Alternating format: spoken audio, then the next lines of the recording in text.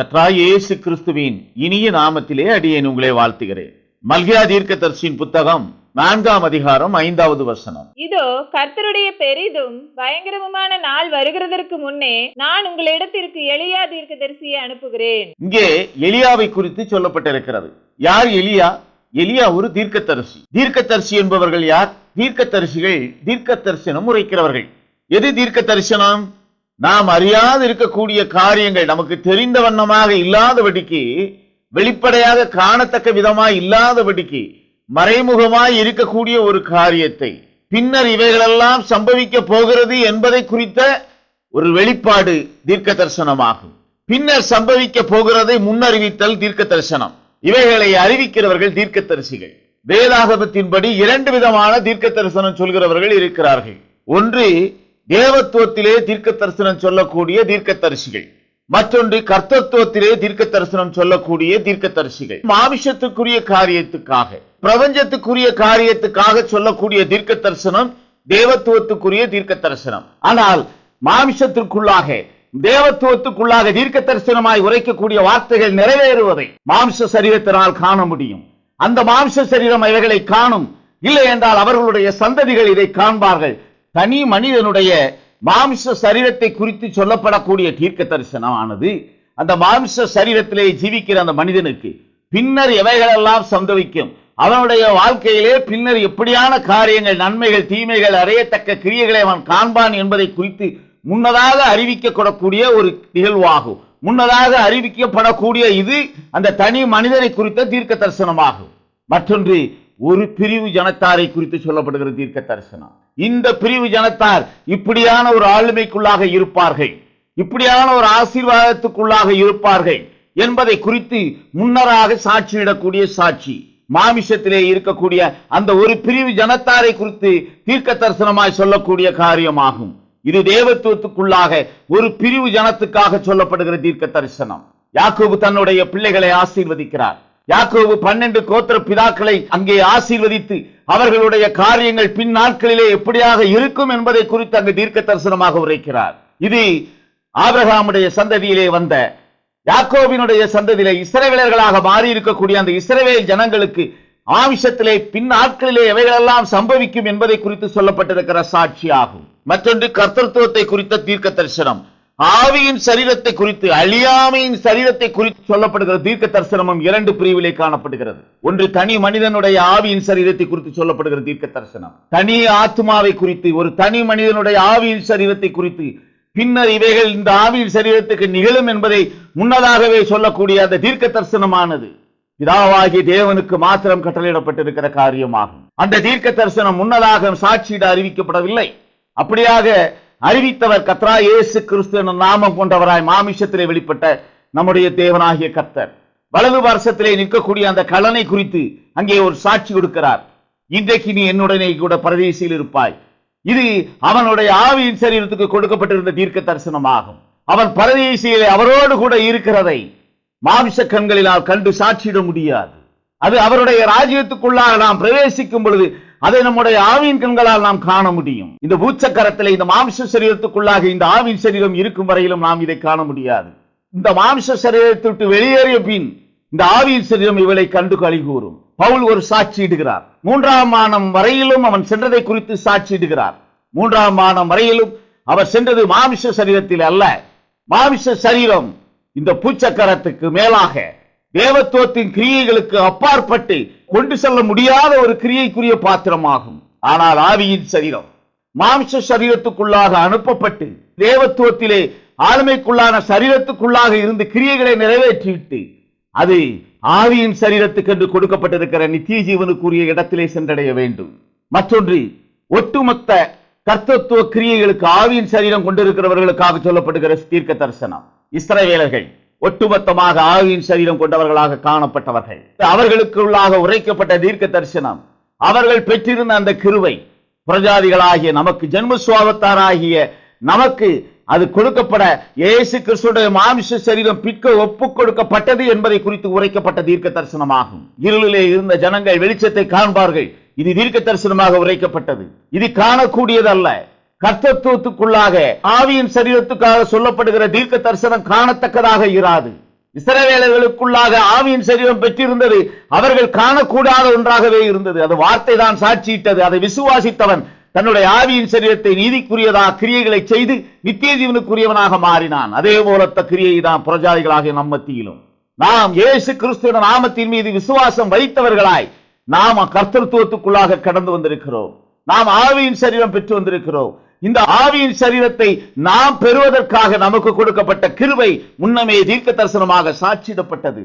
இது ஒட்டுமொத்த ஆவியின் சரீரம் கொண்டவர்களுக்காக கொடுக்கப்படுகிற தீர்க்க தரிசனமாகும்.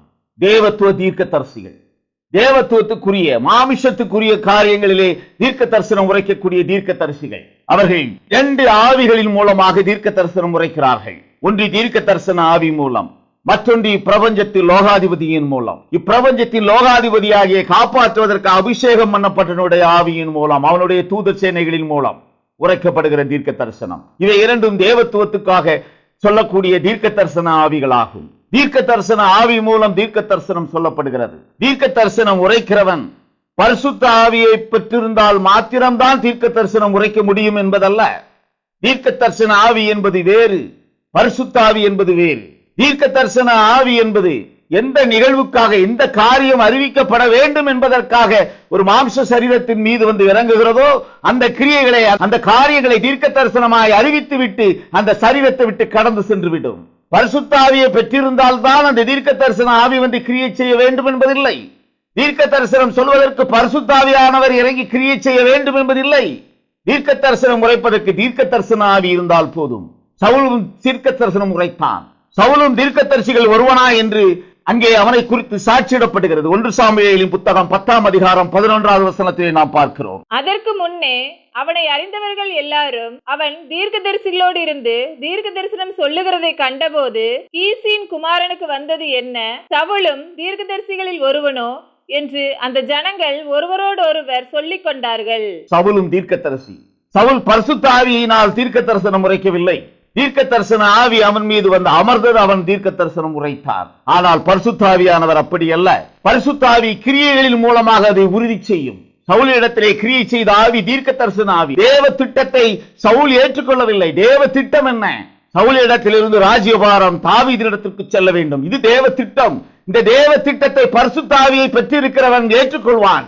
ஆனால் சவுல் பரிசுத்த ஆவியை பெற்றுக் கொள்ளாதவன். அவனுக்குள்ளாக அனுப்பப்பட்ட ஆவி புல்லாங்கின் ஆவியாக காணப்பட்டது. இப்பிரபஞ்சத்துக்குரிய ஆவி, லோகாதிபதிக்குரிய ஆவி. தாவீது பரிசுத்த ஆவியை பெற்றவனாக இருந்தார்.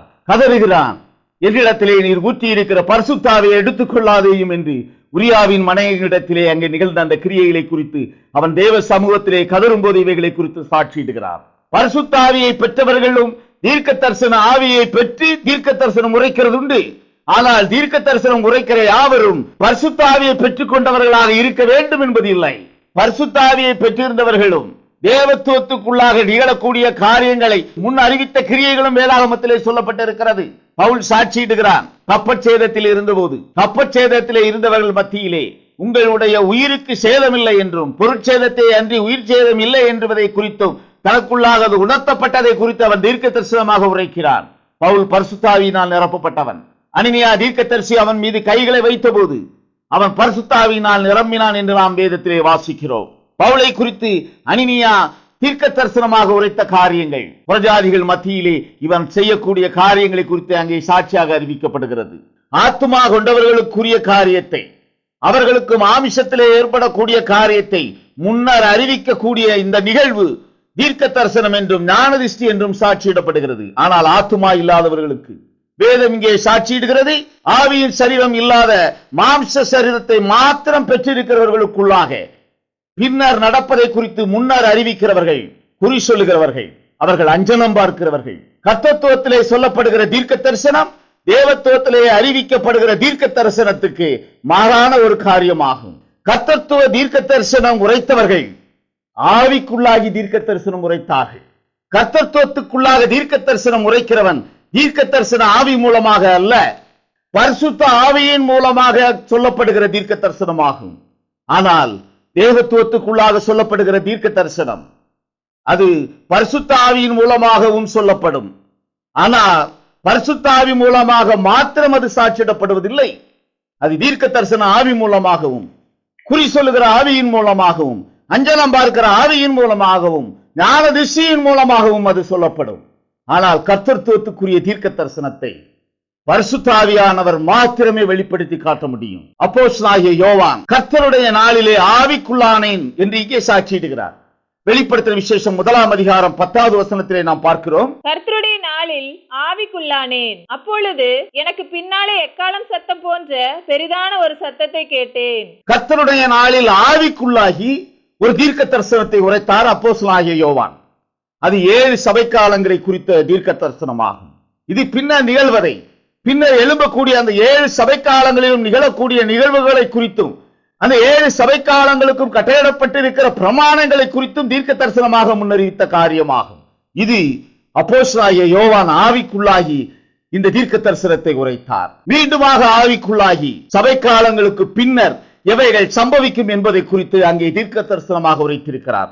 வெளிப்படுத்தின விசேஷம் 4 அதிகாரம் முதல் 2 வசனத்திலே நாம் இவைகளை காணலாம். இவைகளுக்கு பின்பு இதோ பரலோகத்தில் திறக்கப்பட்டிருந்த ஒரு வாசலை கண்டேன். முன்னே எக்காலம் சத்தம் போல என்னுடனே பேச நான் கேட்டிருந்த சத்தமானது, இங்கே ஏறி வா, இவைகளுக்கு பின்பு சம்பவிக்க வேண்டியவைகளை உனக்கு காண்பிப்பேன் என்று விளம்பினது. உடனே ஆவிக்குள்ளானேன். அப்பொழுது இதோ வானத்தில் ஒரு சிங்காசனம் வைக்கப்பட்டிருந்தது. அந்த சிங்காசனத்தின் மேல் ஒருவர் வீற்றிருந்தார். கர்த்தருடைய நாளில் ஆவிக்குள்ளாகி சபை காலங்களுக்கு பின்னர் இவைகளுக்கு பின்னர் எவைகள் சம்பவிக்கும் என்பதை தீர்க்க தரிசனமாக உரைத்திருக்கிறார்.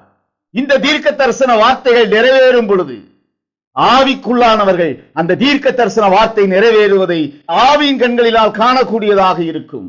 சபை காலங்களிலே தீர்க்க தரிசனமாய் உரைக்கப்பட்ட வார்த்தை நிறைவேறுவதை பரிசுத்த ஆவியின் கண்களினால் காணக்கூடிய கிருபையை பெற்றவர்கள் அதை கண்டு களி கூர்ந்தார்கள். கர்த்தத்துவ தீர்க்க தரிசிகள் ஆத்தும ரட்சிப்புக்குரிய வழியை சாட்சியிடுகிறவர்கள். கர்த்தத்துவ தீர்க்க தரிசனம் என்பது ஆத்தும ரட்சிப்பை முன் அறிவிக்கக்கூடிய சாட்சி தீர்க்க தரிசனமாகும். கர்த்தருடைய தீர்க்க தரிசிகள் ஆவியின் சரீரத்தை பரிசுத்த ஆவியின் மூலமாக கட்டளையிடப்பட்டிருக்கிற பிரமாணத்துக்கு நேராக திருப்புகிறவர்கள். கிறிஸ்துவுக்குள் அருமையானவர்களை, குறி சொல்லுகிற ஆவி ஒன்று பவுலையும் பவுலோடு சேர்ந்தவர்களை குறித்து இங்கே சாட்சியிடுகிறது.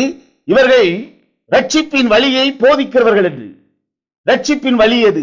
தான் பெற்றிருக்கிற ஆவியின் சரீரத்தை நித்திய ஜீவனுக்குரிய கிரியைகளை நிறைவேற்றி பரலோக ராஜ்யத்திற்கு செல்ல வேண்டும் என்பதற்காக சாட்சியிடக்கூடிய சாட்சிதான் ரட்சிப்பின் வழியாகும். ஒரு ஆவியின் சரீரம், ஒரு ஆத்துமா பரலோக சுதந்திரத்தை பெற வேண்டும் என்பதற்காக சாட்சியிடக்கூடிய சாட்சியின் வார்த்தைகள் தீர்க்கதரிசிகள் மூலமாக பிரமாணங்களாக சாட்சியிடப்பட்டிருக்கிறது. தீர்க்கதரிசிகள் மூலமாக உரைக்கப்பட்ட வார்த்தையை விசுவாசிக்கிறவன் இந்த ஆவியினால் அவர்கள் அந்த தீர்க்க தரிசனத்தை உரைத்தார்களோ அந்த ஆவியை பெற்றுக் கொள்கிறார்கள். தீர்க்க தரிசனம் உரைத்த யாவரும் பரிசுத்த ஆவியினால் கர்த்தத்துவத்துக்குள்ளாக தீர்க்க தரிசனம் உரைத்தார்கள். கர்த்தத்துவத்துக்குள்ளாக அவர்கள் உரைத்த எல்லா தீர்க்க தரிசனங்களும் ஆவியின் சரீரத்துக்காக கொடுக்கப்பட்ட தீர்க்க தரிசனமாகும். அது பரிசுத்த ஆவியின் மூலமாக கொடுக்கப்பட்ட தீர்க்க தரிசனமாகும். அந்த தீர்க்க தரிசனத்தை ஏற்றுக்கொண்டவன் பரிசுத்த ஆவியை பெற்றுக் கொள்கிறார். வெளிப்படுத்தின விசேஷம் முழுமையும் தீர்க்க தரிசன புத்தகமாகும். வெளிப்படுத்தின விசேஷம் 22 அதிகாரம் 19வது வசனத்தை நாம் இவ்விதமாக காண்கிறோம். ஒருவன் இந்த தீர்க்க தரிசன புஸ்தகத்தின் வசனங்களில் இருந்து எதையாகிலும் எடுத்து போட்டால் ஜீவ புஸ்தகத்தில் இருந்தும் பரிசுத்த நகரத்தில் இருந்தும் இந்த புஸ்தகத்தில் எழுதப்பட்டவைகளில் இருந்தும் அவனுடைய பங்கை தேவன் எடுத்து போடுவார். வெளிப்படுத்தின விசேஷம் கர்த்தத்துவத்துக்குரியவர்களுக்கு ஆவியின் சரீரம் கொண்டவர்களுக்காக பின்னர் நிகழ்வதை குறித்து சொல்லப்பட்டிருக்கிற தீர்க்க தரிசன புத்தகமாகும்.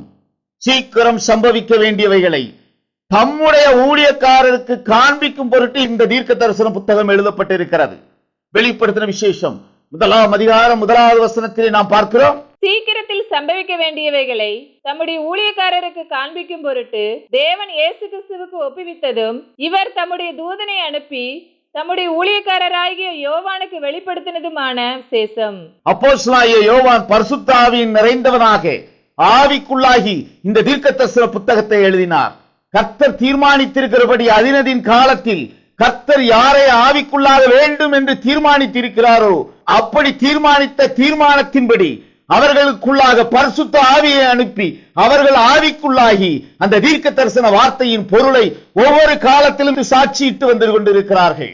கிறிஸ்துவுக்குள் அருமையானவர்களே, வேதத்திலே சாட்சியிடக்கூடிய ஒவ்வொரு சாட்சியின் வார்த்தைகளும் ஜீவனுக்குரிய வார்த்தைகளாகும்.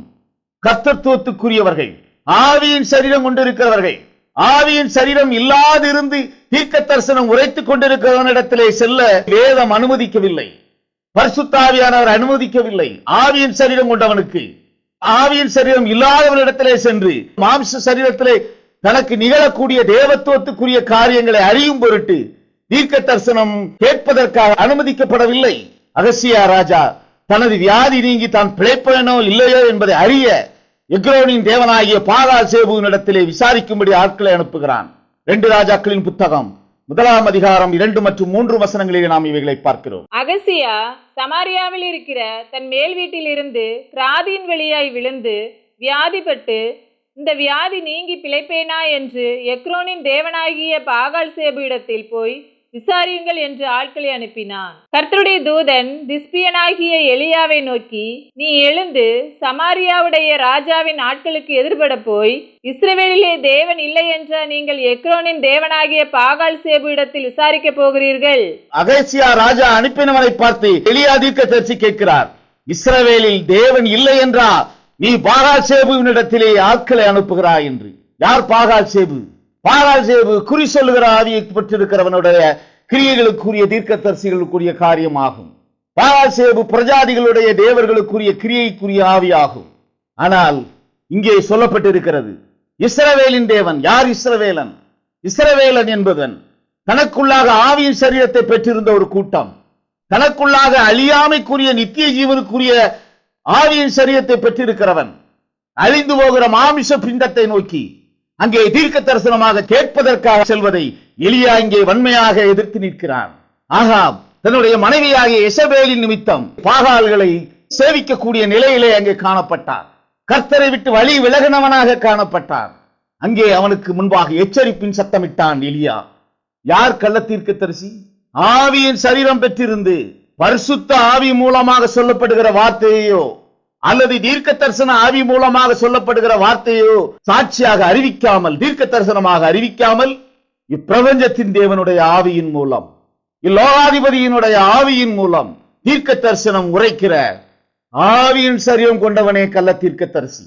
கர்த்தத்துவத்துக்குள்ளாக தேவத்துவத்தின் ஆவியின் மூலம், தேவத்துவத்துக்குரிய காரியங்களின் மூலம் தீர்க்க தரிசனம் உரைக்கிறவன் கள்ள தீர்க்கதரிசி. ஆவியின் சரீரத்துக்குரிய ரட்சிப்பை மாமிசத்துக்குரியதாய் தீர்க்க தரிசனம் சொல்வது கள்ள தீர்க்கதரிசிகளுடைய கிரியை என்று வேதம் சாட்சியிடுகிறது. கர்த்தத்துவத்துக்குள்ளாக ஆவியின் சரீரத்துக்குள்ளாக ரட்சிப்புக்கென்று வழி நடத்தப்பட வேண்டிய இந்த பிரமாணத்தை தேவத்துவத்துக்குள்ளாக திருப்பி, தேவத்துவத்தின் கிரியைகளுக்குள்ளாக திருப்பி, மாமிசத்துக்குள்ளான கிரியைகளுக்காக திருப்பி அவைகளை குறித்து சாட்சியிடுவான். அவனை குறித்தே வேதம் கள்ள தீர்க்கதரிசி என்று சாட்சியிடுகிறது. இங்கே எலியாவினுடைய சத்தம் எப்படிப்பட்டதாக இருந்தது? கர்த்தத்துவத்துக்குரிய இஸ்ரவேலனே, உன்னிடத்திலே தீர்க்க தரிசன ஆவியை பெற்றிருந்த தீர்க்கதரிசிகள் இல்லாதிருக்கிறார்களா? பின்னே ஏன் நீ பாகால் சேபுவினிடத்திலே ஆட்களை அனுப்புகிறாய்? யார் இந்த பாகால் சேபுவினால் தீர்க்க தரிசனம் உரைக்கிறவன்? அவன் இப்பிரபஞ்சத்தின் தேவன் மூலம் குறி சொல்லுகிற ஆவியை கொண்டு தீர்க்க தரிசனம் உரைக்கிறவன், குறி சொல்லுகிறவன். ஆவியின் சரீரம் இல்லாதிருந்து பின்னர் நிகழ்த்துவதை லோகாதிபதியின் ஆவியின் மூலம் சாட்சியிடுகிறவன், குறி சொல்லுகிறவன். அவன் ஆவியின் சரீரம் இல்லாதவர்களுக்குள்ளாக கொடுக்கக்கூடிய சாட்சியை கொடுக்கிறவன், தீர்க்க தரிசனத்தை கொடுக்கிறவன். அவன் உரைக்கிற காரியங்கள் மாமிசத்தில் நிகழும். ஏனென்றால் அவன் கொடுக்கிற அந்த தீர்க்க தரிசனம் மாமிசத்துக்குள்ளாக கொடுக்கப்படுகிற தீர்க்க தரிசனம், தேவத்துவத்துக்குள்ளாக கொடுக்கப்படுகிற தீர்க்க தரிசனம். அது ஆவிக்குள்ளாகி, பரிசுத்த ஆவிக்குள்ளாகி, கர்த்தத்துவத்துக்குள்ளாக கொடுக்கப்படுகிற தீர்க்க தரிசனம் அல்ல. வெளிப்படுத்துற விசேஷம் 13 அதிகாரம் 18 வசனத்திலே நாம் பார்க்கிறோம், இதிலே ஞானம் விளங்கும். அந்த மிருகத்தின் இலக்கத்தை புத்தியுடையவன் கணக்கு பார்க்க கடவன். அது மனுஷனுடைய இலக்கமாய் இருக்கிறது. அதனுடைய இலக்கம் 666. மிருகத்தினுடைய இலக்கம் இங்கே சாட்சியிடப்பட்டிருக்கிறது. அது 666 என்று சாட்சியிடப்பட்டிருக்கிறது. இந்த மிருகத்தினுடைய இலக்கத்தை புத்தியுள்ளவன் கணக்கு பார்க்க கடவன் என்றும் அப்போஸ்தலனாகிய யோவான் மூலம் சாட்சியிடப்படுகிறது. அப்போஸ்தலனாகிய யோவான் இந்த இலக்கத்தை அறிவிக்கும் பொழுது எப்படிப்பட்ட ஒரு தன்மையிலே இருந்து இந்த இலக்கத்தை அறிவித்தார்? கிறிஸ்துவுக்குள் அருமையானவர்களே, அப்போஸ்தலனாகிய யோவான் இந்த இலக்கத்தை சாட்சியிடும் பொழுது அவன் ஆவிக்குள்ளாகி, பரிசுத்த ஆவிக்குள்ளாக நிரப்பப்பட்டவனாய் இருந்து இந்த காரியங்களை குறித்து முன்னறிவித்தான். அப்படி என்றால் இவைகள் நிகழும் பொழுதும் ஆவிக்குள்ளாகி அப்போஸ்தலனாகிய யோவான் எத்தன்மையில் இருந்தாரோ அத்தன்மைக்குள்ளாகும் பொழுது இந்த 666 என்ற இலக்கத்துக்குரிய பொருள் அங்கே சாட்சியாய் அறிவிக்கப்படும். அப்போஸ்தலனாகிய யோவான் தேவத்துவத்து ஆவியினால் இந்த இலக்கத்தை குறித்து சாட்சியிடவில்லை. பரிசுத்த ஆவிக்குள்ளாகி இந்த இலக்கத்தை குறித்து சாட்சியிட்டான். அப்படி என்றால் இந்த இலக்கத்திற்குரிய காரியத்தை அறிய வேண்டும் என்றால் ஆவிக்குள்ளாகி அப்போஸ்தலனாகிய யோவான் எப்படியாக ஒரு ஆவிக்குள்ளாக கடந்து சென்றாரோ அந்த ஆவிக்குள்ளாக கடந்து வரும் பொழுதுதான் இந்த இலக்கத்தை குறித்து அறிய முடியும். வேதத்தில் உள்ள எந்த தீர்க்க தரிசனமும் சுய தோற்றமுள்ள பொருளை உடையதா இராது என்று பேதுரு சாட்சியிடுகிறார். அப்போஸ்தலனாகிய பேதுரு எழுதின 2ஆம் நிருபம் 1ஆம் அதிகாரம் 20வது வசனத்திலே நாம் இவைகளை பார்க்கிறோம். வேதத்தில் உள்ள எந்த தீர்க்க தரிசனமும் சுய தோற்றமான பொருளையுடையதா இராதென்று நீங்கள் முந்தி அறிய வேண்டியது. அது சுய தோற்றமுள்ள பொருளை உடையதாயிராது. அது 666 என்று இலக்கமிட்டதாயிராது. வேதாகமம் கர்த்தத்துவ கிரியைகளுக்காக சாட்சியாய் எழுதப்பட்டிருக்கிற சாட்சியின் புத்தகம். அது பின்னர் நிகழக்கூடியதை கர்த்தத்துவத்துக்குரியவர்களுக்காக சாட்சியிடும் பொருட்டு எழுதப்பட்டிருக்கிற தீர்க்க தரிசன புத்தகம். தீர்க்க தரிசன வார்த்தைகள் யாவும் பரிசுத்த ஆவியினால் ஏவப்பட்டு எழுதப்பட்ட வார்த்தைகள். பவுல் பரிசுத்த ஆவியினால் நிரப்பப்பட்டிருந்தான். பரிசுத்த ஆவியின் மூலமாக உரைக்கப்பட்ட தீர்க்க தரிசனத்தை பரிசுத்த ஆவியின் மூலமாக அவன் அறிந்து கொண்டான். பரிசுத்த ஆவியின் மூலமாக உரைக்கப்பட்ட தீர்க்க தரிசன வார்த்தையை பரிசுத்த ஆவியின் மூலமாக நிறைவேறிற்று என்று சாட்சியிட்டார். அந்த சாட்சி மெய்யாயிருந்தது.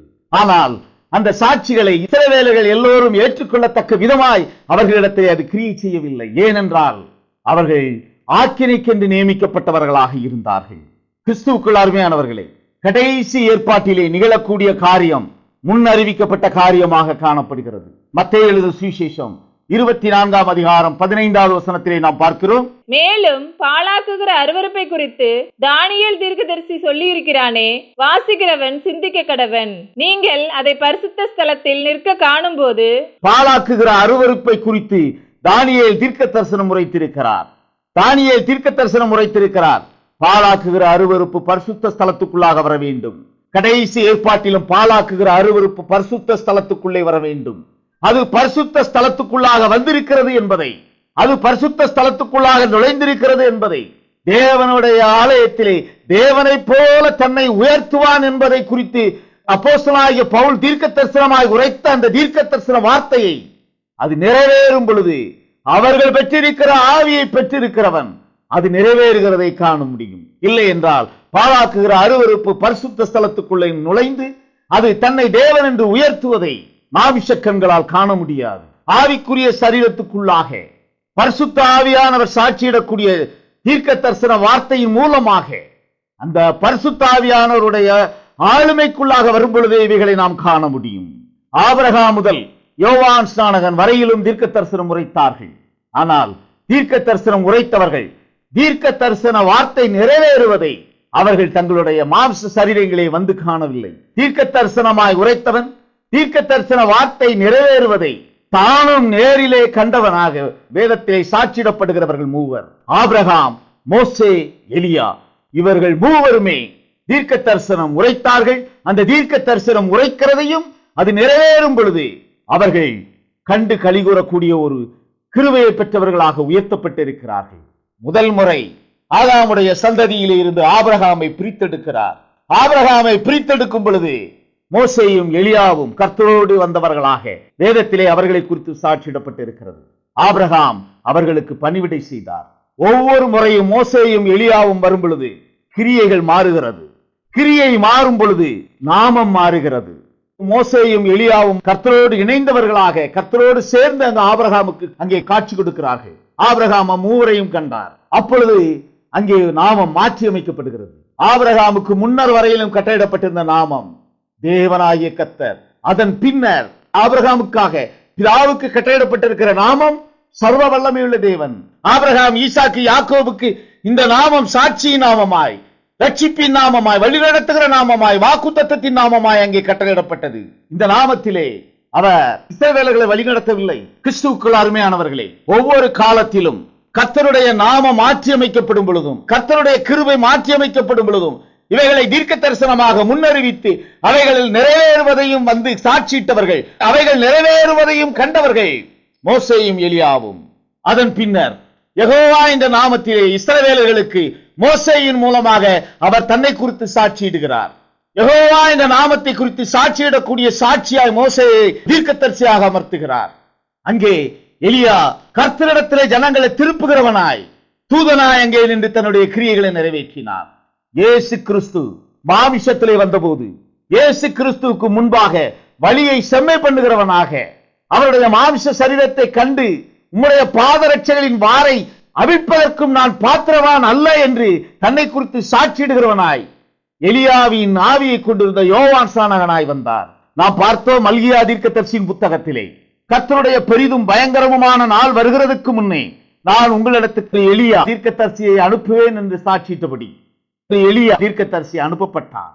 அதன் பின்னர் எருசலேமிலே கர்த்தர் நிறைவேற்ற போகிற இயேசு கிறிஸ்து மாமிசத்திலே நிறைவேற்ற போகிற மரணத்தை குறித்து மோசேயும் எலியாவும் அவரோடு பேசினவர்களாக காணப்படுகிறார்கள். இந்த நிகழ்வுகளை அப்போஸ்தலர்கள் கண்டார்கள். லூக்கா சுவிசேஷம் 9ஆம் அதிகாரம் 30 மற்றும் 31 வசனங்களில் இதை நாம் பார்க்கிறோம். அன்றியும் மோசே எலியா என்னும் 2 பேரும் மகிமையோட காணப்பட்டு அவருடனே சம்பாஷணை பண்ணி. கிறிஸ்துவுக்குள் அருமையானவர்களே, ஒவ்வொரு முறையும் முந்தின நாமத்தை நிறைவேற்றி பிந்தின நாமத்தை அவர் சாட்சியிடும் பொழுது மோசேயும் எலியாவும் அங்கே அனுப்பப்படுகிறார்கள். கிறிஸ்துவுக்குள் அருமையானவர்களே, அதை போலவே கடைசி ஏற்பாட்டின் காலத்திலும் மோசேயும் எலியாவும் கர்த்தருடைய சாட்சிகளாய் தங்களுடைய சாட்சியை இந்த பூச்சக்கரத்திலே நிறைவேற்ற வேண்டும். கிறிஸ்துவுக்குள் அருமையானவர்களே, அதே மோசேயும் எலியாவும் புறஜாதிகளாகிய நமக்கு கொடுக்கப்பட்டிருக்கிற கிருபை நிறைவடைவதை சாட்சியிட்டு கிரியைகள் மூலமாக அதை நிறைவேற்றி கிருபை மீண்டுமாக இஸ்ரவேலர்களுக்குள்ளாக கொண்டு செல்லப்படுவதை அவர்கள் சாட்சியிட்டு பிரமாணத்தை இஸ்ரவேலர்களுக்குள்ளாக சாட்சியிடுவார்கள். இப்பொழுது கர்த்தருடைய நாமம் மாற்றியமைக்கப்படக்கூடிய ஒரு நிலையும் அங்கே சாட்சியிடப்பட வேண்டும். கிறிஸ்துவுக்குள் அருமையானவர்களை, வெளிப்படுத்தின விசேஷம் 11ஆம் அதிகாரம் 3வது வசனத்தை நாம் இவ்விதமாக பார்க்கிறோம். என்னுடைய 2 சாட்சிகளும் இரட்டு வஸ்திரம் உடுத்திக் கொண்டிருக்கிறவர்களாய் 1260 நாளளவும் தீர்க்க தரிசனம் சொல்லும்படி அவர்களுக்கு அதிகாரம் கொடுப்பேன். இங்கே அவருடைய 2 சாட்சிகள், அந்த 2 சாட்சிகளும் அவருடைய தூதர்கள் மோசேயும் எலியாவுமாக அவர்கள் இந்த பூச்சக்கரத்திலே கர்த்தருடைய நாமத்தை குறித்து சாட்சியிட வருவார்கள். அப்பொழுது கர்த்தருடைய நாமம் தேவனுடைய வார்த்தை என்று உயர்த்தப்படும்.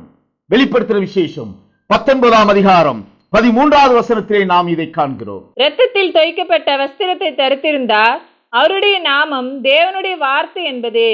தேவனுடைய வார்த்தை என்ற நாமமாய் கர்த்தருடைய நாமம் உயர்த்தப்படும். அதை சாட்சியிடுவதற்காக மோசேயும் எலியாவும் வருவார்கள். அவர்களுடைய சாட்சி இந்த பூச்சக்கரம் முழுவதும் சாட்சியிடப்படும். அந்த தீர்க்கதரிசிகள் கொடுக்கக்கூடிய சாட்சி கர்த்தத்துவத்துக்காக கொடுக்கக்கூடிய கடைசி சாட்சி. அதன் பின்னர் கிருபையானது இஸ்ரவேலர்களுக்குள்ளாக கடந்து சென்று கர்த்தத்துவத்தின் கிரியைகள் இந்த பூச்சக்கரத்திலே பூரணமாய் நிறைவேறிவிடும். இவைகள் சாட்சியாக அறிவிக்கப்படும். யெகோவா என்ற நாமத்துக்கு சாட்சியிடுகிற மோசேயும் எலியாவும் இயேசு கிறிஸ்து என்ற நாமத்துக்கு சாட்சியிடுகிறார்கள். இயேசு கிறிஸ்து என்ற நாமத்துக்கு சாட்சியிடுகிற மோசேயும் எலியாவும் கடைசி ஏற்பாட்டிலே தேவனுடைய நாமம் வார்த்தை என்பதை குறித்து சாட்சியிடுவார்கள். இது கர்த்தர் தீர்மானித்த தீர்மானத்தின்படி கர்த்தர் சாட்சியிடக்கூடிய அந்த சாட்சிகள் தங்களுடைய கிரியைகளை நிறைவேற்றி வருவார்கள். அப்போஸ்தலனாகிய யோவான் ஆவிக்குள்ளாகி வெளிப்படுத்தி கொடுத்திருக்கிற இந்த விசேஷம் ஆவிக்குள்ளாகி அந்த 2 சாட்சிகள் மூலமாய் இந்த பூச்சக்கரத்திலே சாட்சியிடப்படும். நாமும் கர்த்தருடைய கிருபையை பெற்றுக் கொள்கிறவர்களாய் யோவானுக்கு வெளிப்படுத்தி கொடுத்த விசேஷத்திலே எந்த ஆவியை கொண்டு அவர் அவர்களுக்கு வெளிப்படுத்தி கொடுத்தாரோ அந்த ஆவியை நாம் பெற்றுக்கொள்ளத்தக்க விதமாய் கர்த்தர் நம்மீது வந்து நிழலிடும்படியாய் நம்மை ஆண்டு வழிநடத்தும்படியாய் தேவ சமூகத்திலே நம்ம ஒப்புக் கொடுப்போம். கர்த்தர் பரிசுத்த ஆவியின் ஆளுமைக்குள்ளாக நம்மை வழி நடத்துவார். ஆமென், ஆமென், ஆமென்.